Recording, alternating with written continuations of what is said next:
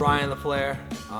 I fight out of Long Island MMA, Belmore Kickboxing, and the Black Zillions in South Florida. I got into MMA fighting. I feel like I've been fighting MMA my whole life, regardless if it was a sport or not. But it was just something. It was like a cone. It was something I always liked when I first saw it. I'm like, oh, those guys are badass.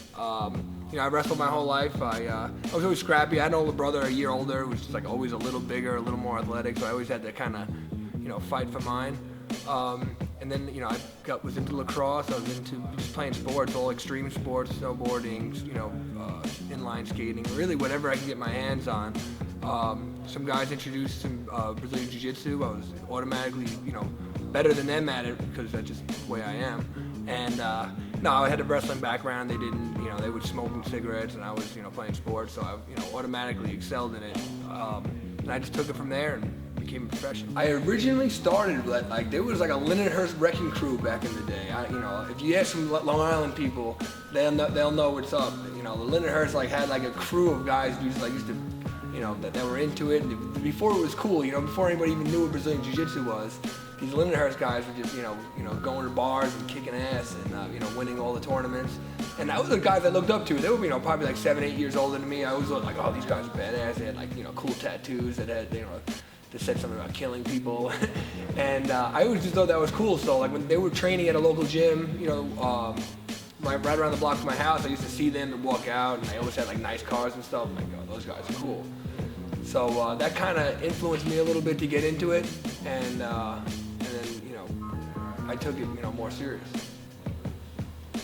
My last fight was in Vegas, actually, which I thought it was going to be the coolest thing ever, but no, it's not cool, man. It stinks, fighting in Vegas, every, all week you're cutting weight and you're miserable, and you're walking around, there's people smoking cigarettes, cheering in Irish slang, and you're watching them and you're jealous of everybody having a good time and enjoying themselves, and it's cool, man. I don't think it matters where you fight. It really doesn't. The only thing that bothered me when I was fighting in Brazil and in some of these countries, they don't really speak English. It's hard to order food that you want.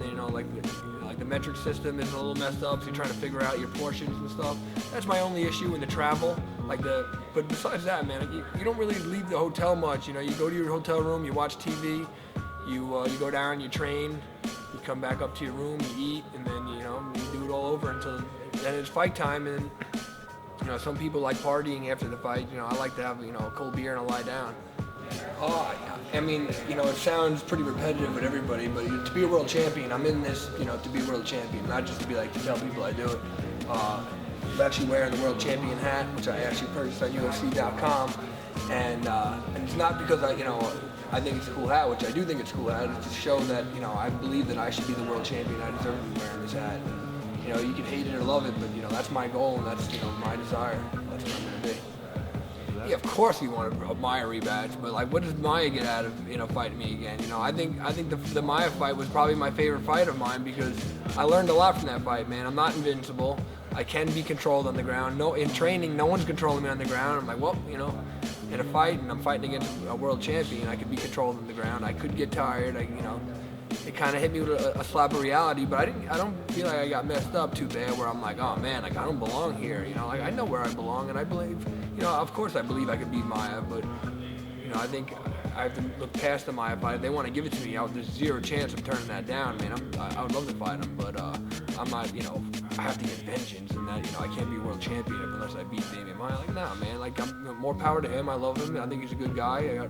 I root for him when he fights, but give me whoever you got.